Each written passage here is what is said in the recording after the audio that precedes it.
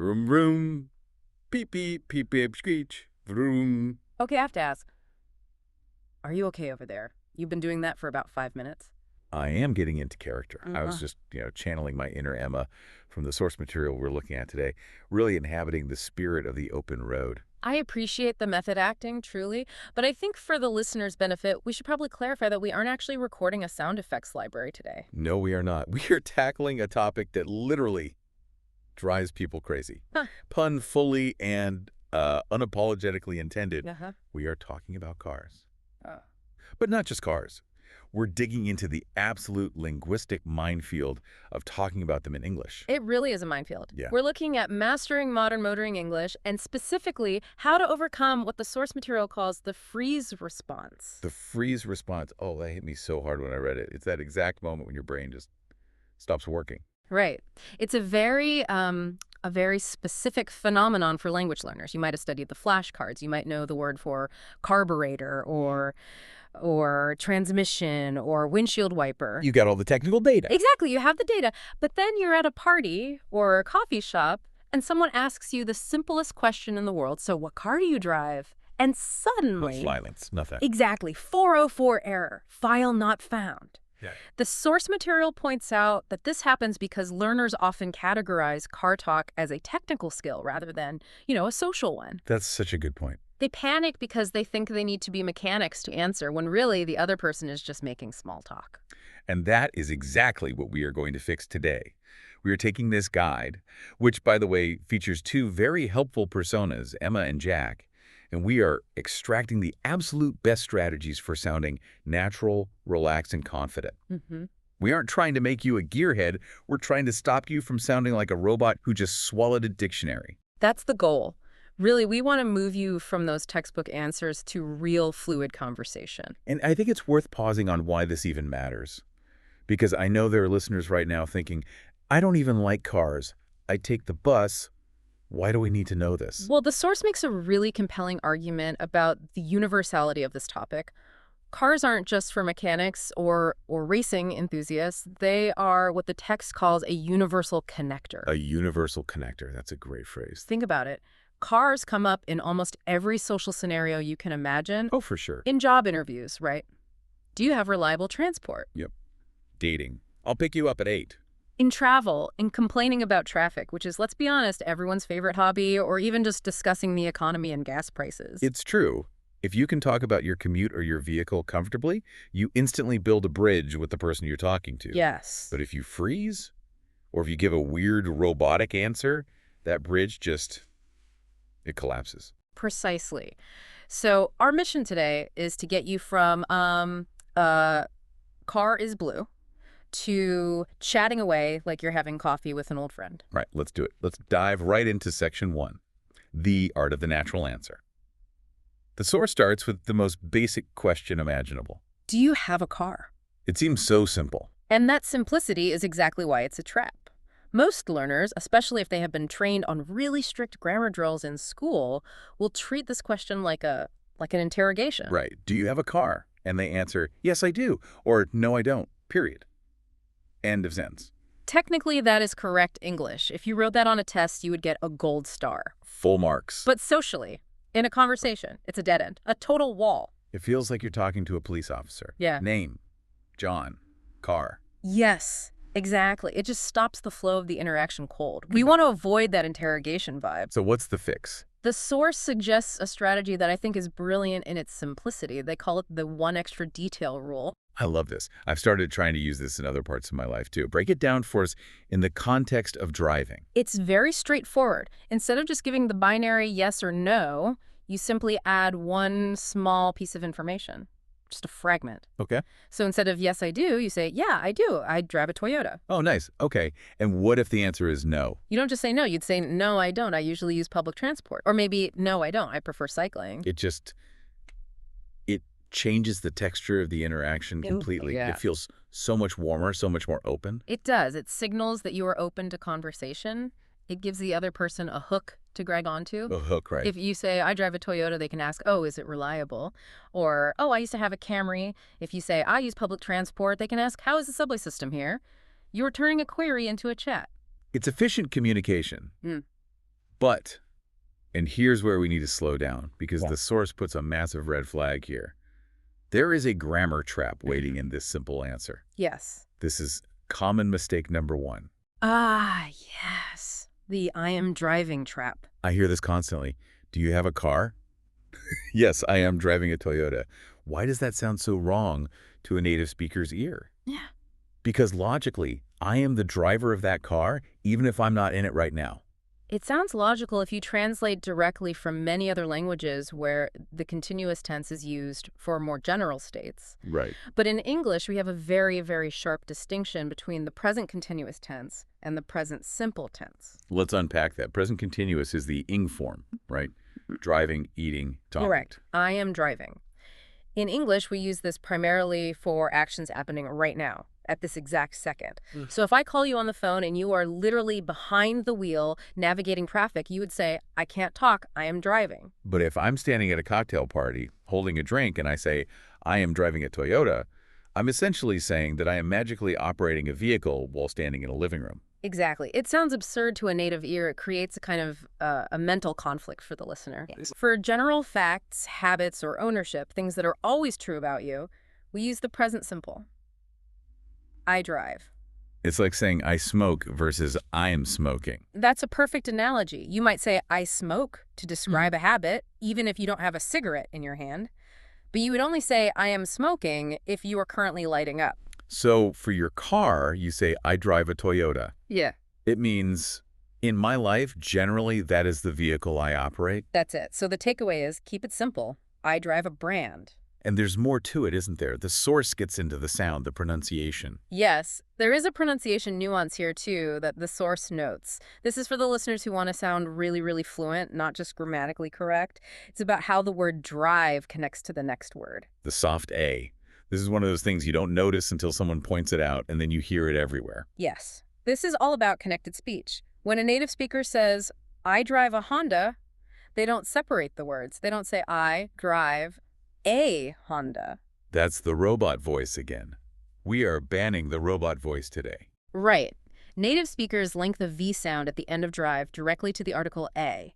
And the A becomes a schwa sound, a really soft whoo. So it sounds like I drive Honda. Precisely. I drive a Ford. I drive a Toyota. It feels lazy when you first try it. You feel like you're slurring your words a bit. It's not lazy, it's fluid. English is a stress-timed language. We rush through the unimportant words like a to get to the important words like Honda. Oh. If you can master that little slide, I drive you immediately sound 20% more fluent. It's a huge tell. I'm trying it right now. I drive a Batmobile. Well, the grammar and pronunciation are perfect, even if the vehicle is questionable. Okay, so we've established the natural answer. Yeah, I drive Toyota. Now we need to talk about the hardware itself. Section 2 is the vocabulary of the vehicle. This is so important because, as the source points out, a lot of learners get stuck using very generic descriptors. I have a big car, I have a small car. Which is fine. People understand you, of course. But it's not very descriptive. It's not, and it's a missed opportunity to be specific. It's the difference between saying, I have an animal and I have a dog. You can upgrade your vocabulary here very easily without becoming an expert. Okay, let's run through the main categories. The source highlights these are the ones you'll see on the street every single day. First up, the standard, the sedan. This is your typical family car. 4 doors. The trunk is separate from the back window. It's the classic car shape. Right.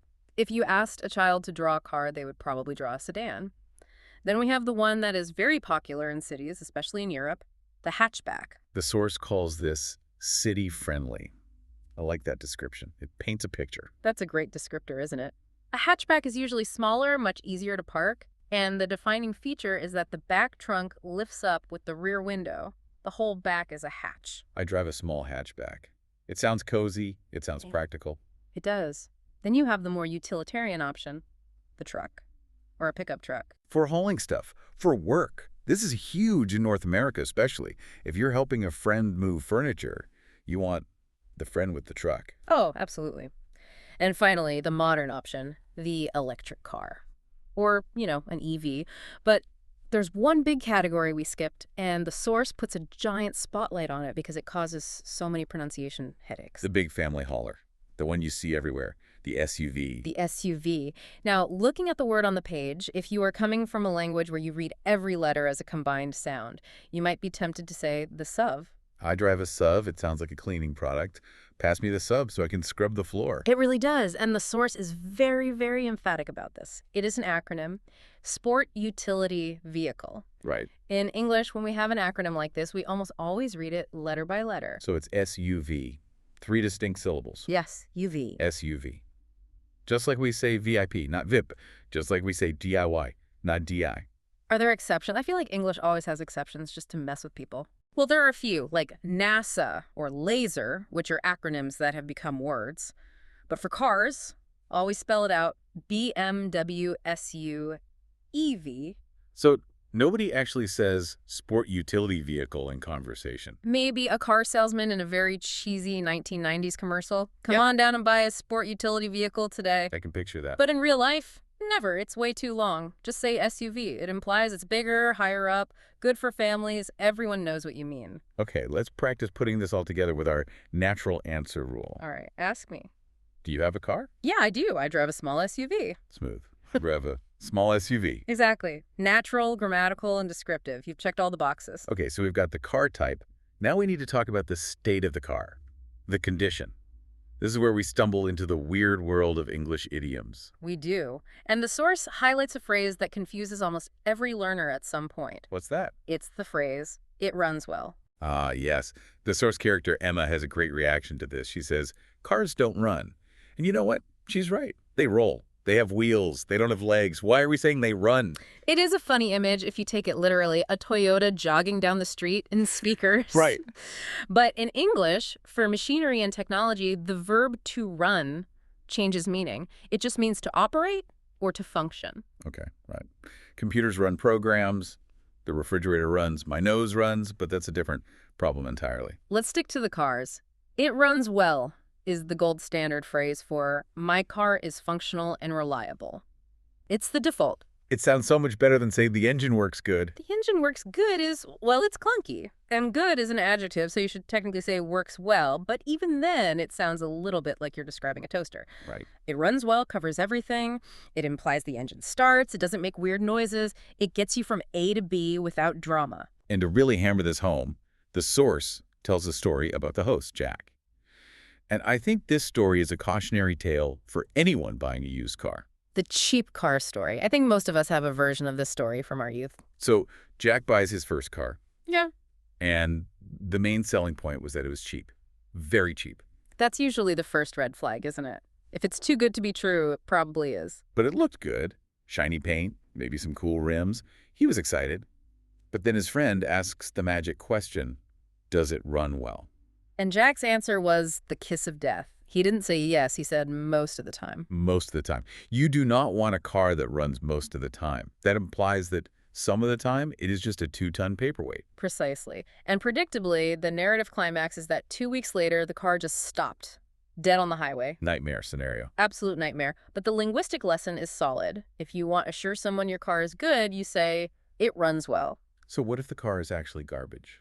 What if I want to be honest about my old clunker? Then you have options. You can say, it has some problems, or simply, it's pretty old. The source also mentions it's in good condition. That feels a bit more formal to me somehow. It is, slightly. It's in good condition is something you might say if you're trying to sell it, or if you're talking about a classic car you've restored. It runs well is what you say to a friend when they ask if your old car is still surviving. Got it. And the key takeaway here is that you really don't need to know technical words like pistons or spark plugs or transmission fluid to answer the question, how's your car? Not at all. In fact, unless you're talking to a mechanic, using those technical words often makes you sound less natural. Really? Yeah, it changes the register of the conversation from a friendly chat to a technical diagnosis. Just stick to the condition phrases. It runs well, it's reliable, it's pretty old. Okay, let's pivot. We've talked about the machine. Now let's talk about the human behind the wheel. Section 4, the psychology of the driver. This is interesting because it's about identity. We often define ourselves by our driving habits. Totally. I mean, are you a confident driver or a nervous driver? The source uses exactly those terms, and I think this is a great conversation starter because it requires a bit of vulnerability. I love that the source encourages admitting if you're a nervous driver. It feels very real. It connects back to that idea of the universal connector. If you say, I drive every day, I'm very confident, that's fine. It's a fact. But if you say, actually, I'm a bit of a nervous driver, especially at night, that is a very human moment. It lowers the shield. It invites the other person to say, oh, me too, I hate driving in the rain. Exactly. It builds rapport.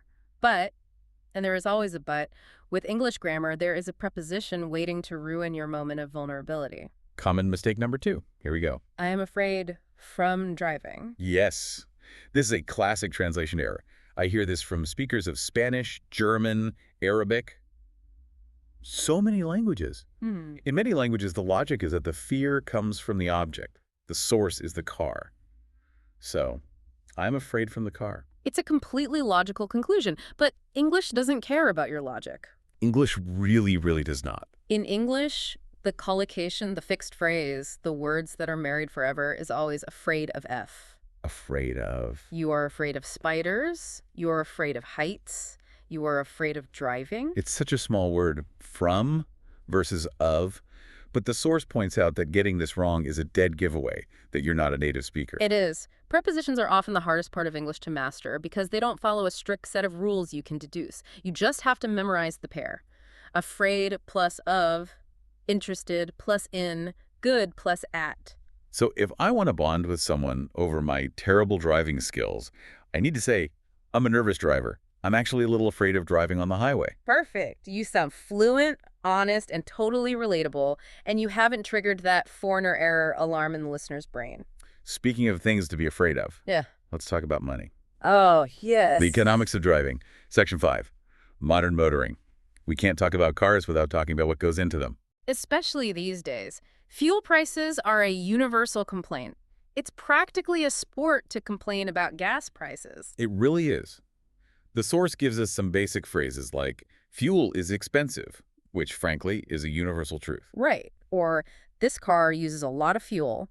But there is one specific advanced phrase the source wants us to learn. It sounds fancy, almost technical, but it's actually really standard English. And that is fuel efficient. Fuel efficient. It's a compound adjective. I feel smarter just saying it.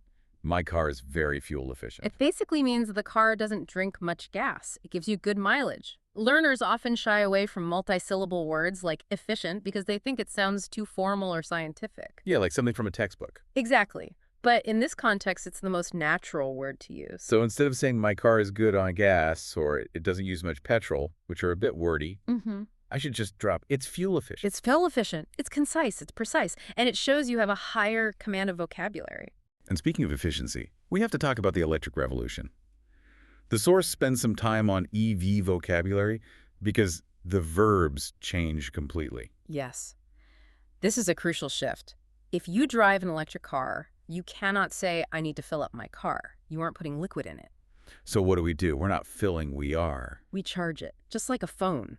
I need to charge my car. I charge it at home. I charge it at home.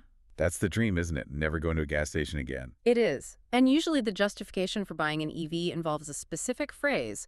It's good for the environment. Okay, stop right there. Yeah. The source puts a giant red warning sign next to the word environment. This is a pronunciation masterclass moment. The word environment is a nightmare for learners because the spelling suggests one thing, but the speaking does another thing entirely. I see students trying to say NVE wrong syllament, 4 distinct syllables. Right. They see the I and they want to make it a long E sound, and they stress the V on VE ronsment. It sounds clunky. It just stops the rhythm of the sentence. Correct. The stress in English for this word is on the second syllable, and the vowel changes to a diphthong. The I sound. It's NVYN. NVYment. It's almost like the word iron is in the middle. A little bit, yes. It's that I sound. NVY. And the rest of the word, the ronment part, sort of gets crushed together. It becomes a schwa sound again. Rhinement. Envyment. Exactly. It's almost mumbled at the end. Try it in a sentence. It's good for the environment. Much, much better. If you say environment, people will understand you, of course, but it sounds foreign. If you say environment, you flow. You sound like you've been speaking English your whole life. That is a pro tip. Okay, we are cruising along here. We've got the car, the condition, the driver, the fuel, the environment. Now we need to talk about time. Section 6, the timeline. This is arguably the most difficult grammar point in the entire source material. The how long question. How long have you had your car? It seems like such an innocent small talk question. Your neighbor sees you in the driveway and asks, "Hey, nice car, how long have you had it?" But to answer this correctly, you need to master a tense that doesn't even exist in many other languages. The source flags this as common mistake number 3. Mhm. And the mistake looks like this. I have this car since 2 years. I hear this constantly. I have this car since 2020. I know him since 3 years. I live here since January. Why is it wrong? It makes logical sense. I have it now, and the starting point was 2 years ago. It makes logical sense, but English grammar demands that if an action started in the past and continues to the present, like owning a car, you cannot use the present simple have. You must use the present perfect. Which is have had. It sounds so repetitive, doesn't it? I have had. One have is the auxiliary verb, the helping verb, and the other is the main verb. But we almost always contract it to make it smoother. I've had. I've had. I've had this car for 2 years. And we also have to fix the since versus for issue. That's the other half of this trap. Right. The source makes a really clear distinction. For is used when you are measuring a duration of time, a bucket of time, for 2 years, for 10 minutes, for a long time. And since. Since is used for a specific starting point on the calendar or clock. Since 2020, since What? yesterday, since I was born. So I have this car since 2 years is a double disaster. It is grammatically fatal. You are using the wrong tense, have instead of have had, and the wrong time preposition since instead of for. Okay, so let's practice the correct versions if I want to use the duration. Yeah. The bucket of time. I've had this car for 2 years. And if I want to use the specific starting date, I've had this car since 2021. that is a lot of mental gymnastics to do in a split second when someone asks you a simple question. It is. And the source, being the helpful guide that it is, offers a cheat code, a lifeline for anyone who finds I've had too stressful to say in the moment. I love cheat codes. What is it? Just answer the time. What do you mean? If someone asks, "How long have you had it?" you don't need to repeat the full sentence back to them. You can just say, "About 2 years." Or not very long. A long time, since last Christmas. You can dodge the grammar bullet entirely by just giving the fragment. Exactly. It's conversational, it's natural, and it's correct. Native speakers do this all the time. We love efficiency. We don't speak in full sentences unless we absolutely have to. That is such a relief. Yeah. Sometimes the best grammar is no grammar. Well, let's say efficient communication rather than no grammar. But yes, don't over-engineer the sentence if you don't have to. Okay, let's unpack what we've covered because we have essentially built a full toolkit for talking about cars. We've gone from the bumper to the engine to the driver's psyche. We have. Let's do a quick recap of the highlights. We started with the natural answer. Adding that one extra detail. I drive a Toyota, not just yes. This avoids that whole interrogation vibe. We fixed the I am driving mistake. Remember, listeners, you drive a car generally as a habit. You are not driving it while you are talking to us at a party. We covered the specific vocabulary. Hatchback for the city, sedan for the family, and the crucial letter-by-letter pronunciation of SUV. SUV, not the SUV, please. We learned that cars run well, even though they don't have legs, and that admitting you are a nervous driver who is afraid of the highway is actually a great way to bond with someone. Remember that preposition, afraid of, not afraid from. It's a small change with a big impact. We navigated the fuel-efficient NVY arrangement. Remember that stress on the second syllable? NVY. And finally, we survived the present perfect timeline. I've had this car for 2 years, not I have this car since 2 years. Or just. 2 years. Or just 2 years. Keep it simple. That's a really comprehensive list. If you apply even half of this, your next conversation about cars will feel completely different. You won't feel that freeze response. You'll feel prepared, and that confidence changes everything about how you speak. The source actually ends with a challenge, and I think we should pass this on to the listener right now. I agree. It's a speak out loud challenge. Passive listening is great, but active speaking is how you actually learn. The challenge is simple. Answer the question, what car do you drive? Or if you don't have one, what car do you want to drive? But answer it using the natural structure we talked about today. Don't just think it. Say it. Say it to the room, say it to your cat. I drive a small hatchback. It's pretty old, but it runs well. I don't have a car, but I want an electric one because it's fuel efficient and good for the environment. Just getting those sounds runs well. And Tournaments drive out of your mouth is the first step to them becoming automatic. Muscle memory is real in language learning. Absolutely. The source's philosophy, and ours too, really, is that clear, comfortable communication is always more important than perfect grammar.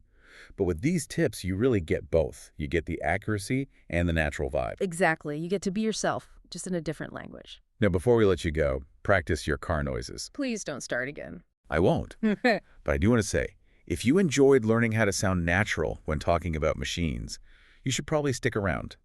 This channel is packed with other deep dives on how to sound natural with people. Yeah, we've got breakdowns on small talk, expressing opinions, how to agree and disagree politely. It's all about building that connection. So check out the other videos, keep that learning streak alive, and we will catch you in the next deep dive. Drive safe. Be